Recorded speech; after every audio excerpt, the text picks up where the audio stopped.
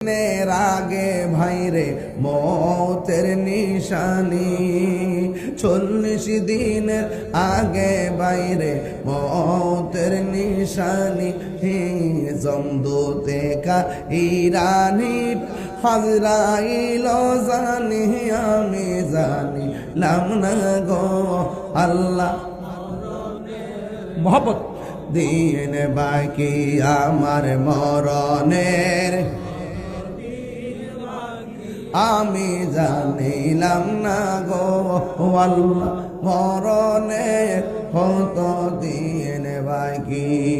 দিনা কয়লাইন ফাতেমাতুজ জোহরা রাদিয়াল্লাহু তাআলা আনহা ইবতিদায়ী মাদ্রাসা কমিটির উদ্যোগে পবিত্র ঈদে মিলাদুন নবী সাল্লাল্লাহু আলাইহি ওয়াসাল্লাম উপলক্ষে মাহফিলে সম্মানিত বিশেষ বক্তা, লক্ষ্মীপুর আলিম মাদ্রাসা সম্মানিত অধ্যক্ষ মাওলানা আলী নওয়াজ ওয়াজিদি সাহেব, বক্তব্য রেখেছেন মাওলানা মুফতি জামাল হুসাইন সাহেব, বক্তব্য রেখেছেন সারা বাংলার আলোড়ন সৃষ্টিকারী আপনাদের এই গর্বিত সন্তান হযরতুল আল্লাহ মাওলানা সহযোদ্ধা আবু হানিফা নোয়ারি সাহেব, মাওলানা সানাউল্লাহ নুরি সাহেব, মাওলানা হাফেজ আব্দুল সামাদ আল কাদরি সাহেব, প্রধান অতিথি জনাব মাওলানা আবু তাহের ভুইয়া সাহেব, প্রধান মেহমান জনাব আবুল কালাম আজাদ সাহেব, সভাপতি জনাব মোহাম্মদ শরীফ হোসেন শরীফ সাহেব, সহসভাপতি জনাব নাসিরউদ্দিন মাহমুদ ভাই, দুলাল প্রধান ভাই এবং গিয়াসউদ্দিন কানন সাহেব,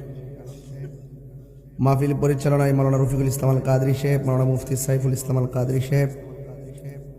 আর অত্র মাদ্রাসার দাতা ছিলেন মরহুম আব্দুল গফুর প্রধান ও আরব আলী প্রধান। যারা এই মাদ্রাসাটা দিয়ে গিয়েছেন, দান করে গেছেন, আল্লাহ পাক যেন তাদেরকে জান্নাতবাসী করে দিন, আমিন। আজকে যারা দান করেছেন প্রত্যেকের দান যেন আল্লাহ পাক কবুল করে, বলুন আমিন। এই মাহফিলটি এমন হতে পারে কাহার জন্য জীবনের শেষ মাহফিল হতে পারে। মরহুম আব্দুল গফুর প্রধান এবং আরব আলী প্রধান দুইজন এই দুনিয়াতে ছিলেন। আল্লাহ পাক তাদেরকে অর্থ দিয়েছেন, মন দিয়েছেন, একটি মাদ্রাসার জায়গা দান করেছেন।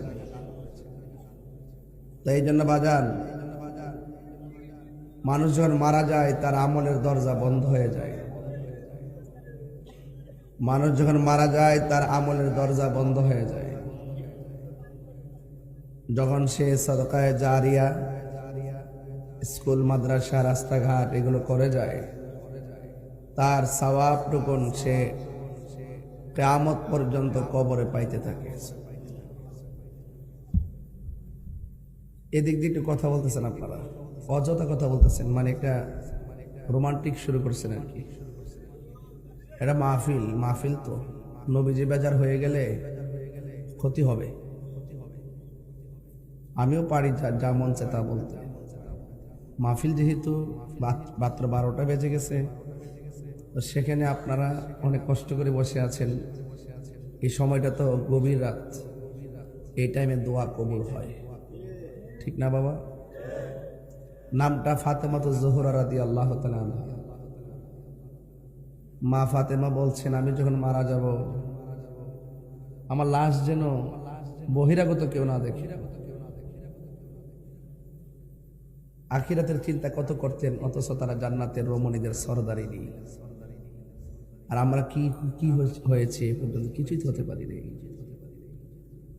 এই জন্য আমাদের প্রত্যেকটা মানুষকে চলে যেতে হবে। অন্ধকার কবরে যাওয়ার আগে নিজেকে প্রস্তুত করতে হবে।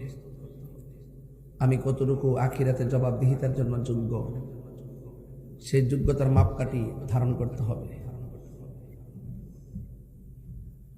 ফাতেমাতুজ জোহরা যে মহিলা, আমার মা, তিনি সাধারণ কোনো ফাতেমা না, যার বিয়েটা আসমানের মধ্যে হয়েছিল, যার বিয়ের মধ্যে আল্লাহ পাক নিজে